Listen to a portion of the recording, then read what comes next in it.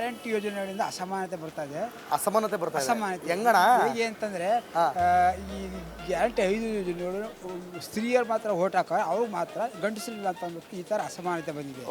ಅದಕ್ಕೋಸ್ಕರ ಈ ಸರ್ಕಾರ ಬರೀ ಸ್ತ್ರೀಯರಿಗೆ ಮಾಡಿರೋದ್ರಿಂದ ಪುರುಷರಿಗೆ ತುಂಬಾ ಅನ್ಯಾಯ ಆಗಿದೆ. ಯಾಕೆಂದ್ರೆ ಅವರು ಓಟ್ ಹಾಕ್ಬಿಟ್ಟು ನೋಯಿಸ್ಕೊಂಡು ಹೆಂಡ್ತಿರಿಂದ ಹೊಡೆಸ್ಕೊಂಡು ಗುಲಾಮರಾಗಿ ಬದುಕ್ತಿದ್ದಾರೆ. ಯುವ ನಿಧಿಯಲ್ಲಿ ತುಂಬಾ ಅನ್ಯಾಯ ಆಗಿದೆ. ಯಾಕೆಂತಂದ್ರೆ ಯುವ ನಿಧಿಯಲ್ಲಿ ಸುಮಾರು 38, 40, 50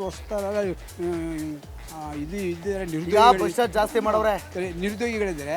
ಆ ನಿರುದ್ಯೋಗಿಗಳೆಲ್ಲ ಓಟ್ ಹಾಕಿದ್ದಾರೆ. ಅವ್ರಿಗೆ ಬರೀ ಕೊಡ್ತಾ ಇಲ್ಲ ಮತ್ತು ಬರೀ 2,000 6 ತಿಂಗಳು ಮಾತ್ರ ಕೊಡ್ತಿದ್ದಾರೆ. ಅದರಿಂದ ಅನ್ಯಾಯ ಆಗಿದೆ, ತುಂಬಾ ಅನ್ಯಾಯ ಆಗಿದೆ. ಈಗ ಬಸ್ ಚಾರ್ಜ್ ಎಲ್ಲ ರೇಟ್ ಜಾಸ್ತಿ ಮಾಡೋರಲ್ಲ, ಬಸ್ ಹೌದು, ಇದು ₹115 ಆಗಿದೆ, ಜಾಸ್ತಿ ಆಗಿದೆ. ಇದು ತುಂಬಾ ಅನ್ಯಾಯ.